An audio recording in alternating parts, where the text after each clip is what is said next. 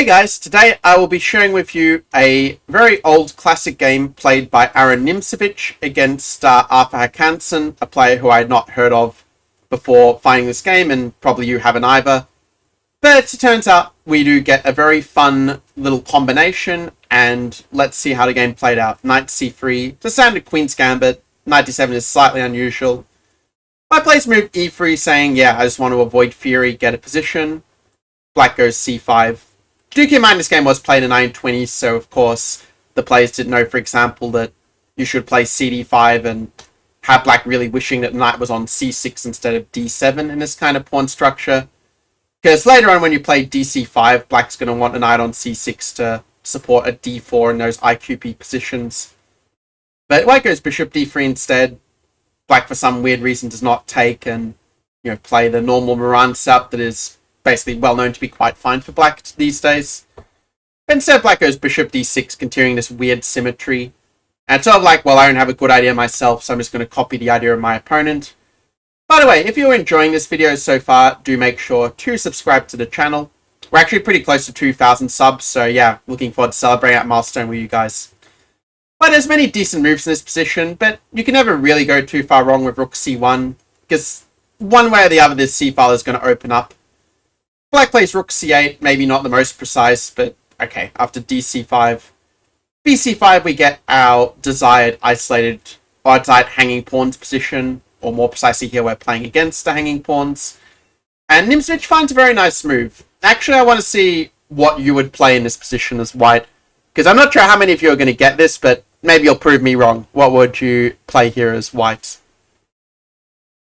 Just let me know in the comments below. So here Nimzowitsch played the very best move, and well, if you play knight b5, it's probably going to be a bit like the game actually, because it could potentially transpose, but the move that Nimzowitsch played is bishop f5, and this idea you definitely want to keep in mind these hanging pawns positions, because this pin means that the black can't really move the knight without the rook being on, but also you're provoking, for example, a move like g6, which does leave this long diagonal a bit weak. Like knight b5 already is a little bit annoying, and for example after bishop b8 you've got tactics like bishop takes f6, and we sort of see the power of the bishop on f5 now, because they can't play queen f6 because then the knight is lost. But if they take with a knight, then they lose the exchange, and that's not that much better. So we can see bishop f5 is actually a pretty safe post for the bishop, and even if it wasn't, I mean, you're still weakening black's structure a little bit around the king. So black goes queen e7. Probably not the best move. Probably a move like rook b8, breaking the pin. It looks ugly, but it's probably better than what happened in the game. After queen e7, white goes knight b5, jumping the knight in. At first, it might look like a beginner's one-move attack of, okay, you just played it to attack the bishop, and now what do you do? But there is a method to Nimzowitsch's play. I mean, that's what you expect from the guy who wrote my system, yeah? And the move is bishop takes f6. Again, we've saw this idea a bit earlier, that knight f6 hangs the rook. Queen takes f6 hangs the knight. In the game, black plays g takes f6, which maybe doesn't hang anything, but maybe will hang the king a little bit later. After knight h4, knight e5, there's actually a lot of pretty good moves for white, including just grabbing the free exchange on offer. The simplest move is probably just go queen h5, just threaten mate, force the knight to go back and then take the exchange. That would be the easy way to win, but then in that case we probably wouldn't be showing a game on YouTube, right? Instead, Nimzowitsch played bishop takes h7, even outsmarting the computer as it turns out. Only now the dumb stockfish wakes up and realizes that with the knight on f5 and the queen in the attack, that this is just absolutely crushing. Black played the move queen d7, trying to meet queen h6 with queen takes f5 and avoid the mate on g7. But now the move f4 comes. Well, there are other winning moves, but this is the easiest, because if the knight moves this way, we just line up the mate with queen g4, queen g7.